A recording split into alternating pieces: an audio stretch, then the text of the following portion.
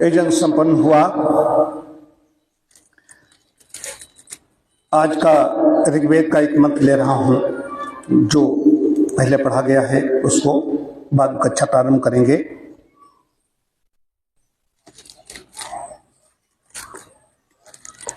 ओम यस्ते यद्दिकृपावद्भद्रशोचे अपूपम देवघृतवन्तमग्ने प्रतम नये प्रतरम वस्यो अच्छा विसुमनम देवभक्तम एविष्ठ। हे मंगलमयी ज्वाला वाले, हे यौवन संपन्न अग्निदेव, हे अग्नि, तेरे लिए जो यजमान घृत से युक्त पुरोडाश प्रस्तुत करता है, उससे उत्कृष्ट यजमान को उत्तम धन प्रदान कर और देवों को स्तुति तथा हव्य अर्पण करने वाले उस यजमान को सब प्रकार से सुख की ओर ले जा। यहाँ पर हमने घी की आहुतियाँ डाली, आपने हव्य डाली, हव्य दिव्य डाला गया। जो ये वेद कह रहा है, मतलब उससे कोई भी नहीं, एक को इसलिए कामधेय कहा गया है। अब आगे मैं इस पर आ रहा हूँ कि कल मैं रोज गीता के 2 श्लोक पढ़ता हूँ और उसमें अपना जो भी 4 लाइन दिल की दिनचर्या होती है उसको लिखता हूँ। तो भगवान कृष्ण कहते हैं, उसका एक श्लोक में लेता हूँ। यज्ञशिष्टामृत भुजो यान्ति ब्रह्म सनातनम नायम लोकोन त्यज्यस्य कुतो अन्यः कुरुस्तम। हे कुरुश्रेष्ठ अर्जुन, यज्ञ से बचे हुए अमृत का अनुभव करने वाले योगी जन सनातन ब्रह्म परमात्मा को प्राप्त होते हैं, और यज्ञ न करने वाले पुरुष के लिए तो ये मनुष्य लोक भी सुखदायक नहीं है, फिर परलोक कैसे सुखदायक हो सकता है। और इसी चीज को, क्योंकि वेद को पहले लिया गया है, वेद पहली चीज है, इसमें ऋग्वेद की कक्षा भी चल रही है। उसके बाद में क्रमशः देखिए कि जब राजा दशरथ की मृत्यु हो गई पुत्र वियोग में, भगवान राम के वियोग में, और भरत वहां से आए हैं, तो महर्षि वशिष्ठ समझा रहे हैं कि तुम सोच किस किस चीज का सोचो, किस बारे में तुम्हें विचार करना है।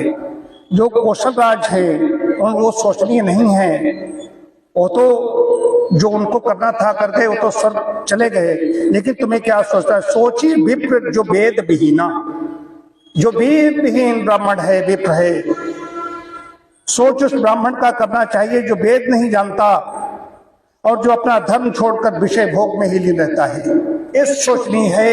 भरत कहते हैं कि अगर हमारी इसमें जरा भी मंशा हो इस काम में कि मैं राजा बन जाऊं, तो उन्होंने क्या कहा, तति श्रुति पंथ वाम पथ चलहि वंचक विरच वेश युग सलहि। कि जो वेद मार्ग को छोड़कर वाम वेद प्रतिकूल मार्ग पर चलते हैं, जो ठग हैं और वेश बनाकर जगत को चलते हैं, हे माता, यदि मैं इस भेद को जानता भी हूं तो शंकर जी मुझे उन लोगों की गति दें। तज श्रुति पंथ, जो वेद के विपरीत चलता है, वेद के प्रतिकूल चलता है, उसके लिए कहा है। और उनका सोचनी क्या है, जो ब्राह्मण विप्र जो है वेद विहीन हो चुके हैं, वो है ब्राह्मण। जो बात इसमें आ रही है, इसीलिए बात कह रहा हूं, जात की बात कर रही है। जो आहुति डाल रहे हैं लेकिन वेद का मंत्र भी नहीं पढ़ रहे हैं, तो ब्राह्मण नहीं रह गए। यहां तक बात आ रही है। इसलिए मैं तो शूद्र ही था, जब एक नहीं करता था तो शूद्र था। मैं 10 वर्ष से कर रहा हूं, 10 वर्ष से पहले कभी कभार करता था, कभी कभार करता था, लेकिन वेद नहीं पढ़ रहा था। तो जब जागो तो सवेरा की बात कही गई है, एक मंत्र तो पढ़ो। वेद मंत्र से ही आहुतियां दी, आहुतियां तो वेद मंत्र से ही तो दी गई, लेकिन आहुतियां अवेद पढ़ना पढ़ाना ये कहा गया है। ये भी वेद कहता है कि अपना जैसा बनाए बनाए, लेकिन जो पहले दिन भी अगर कोई ब्रह्मचारी पढ़ने के लिए आया है तो विद्या पुत्र कहा गया है, वो उसी दिन से पढ़ाना शुरू कर दे। तो पहले दिन पढ़ने आएगा तो क्या पढ़ाएगा? तो पढ़ाएगा एक जो उसने पढ़ाया है वो पढ़ाए। तो ये कहा गया प्रजा, ब्रह्मचारी प्रजा क्या होगी? संतानोत्पत्ति नहीं कर सकता। उसके लिए कहा गया है जो मैं जानता हूं आपको बता रहा हूं तो विद्यापुत्र हो जाता है एक। तो इसके बिना कोई वो नहीं है। अगर ब्राह्मणत्व के लिए ब्राह्मणत्व है तो ब्राह्मणत्व के लिए भैया ये सब करना ही पड़ेगा, कोई इसके अलावा व्यवस्था नहीं है। जो संध्या नहीं कर रहा, जो यजन नहीं कर रहा, जो वेद पाठ नहीं कर रहा है तो ब्राह्मण कहलाने लायक नहीं है। इन तीनों के बिना तो संध्या यज्ञ और इसके बिना शुद्ध है। जातियां अलग अलग हैं, ऐसे बहुत जातियां हैं यहाँ पर, और जो ये कर रहा है वही ब्राह्मण है। ये मनुस्मृति, स्मृत ग्रंथ, वेद सब यही कह रहे हैं। और जो इसको नहीं समझ रहे हैं वो खाली घूम रहे हैं गाल बजाते हुए।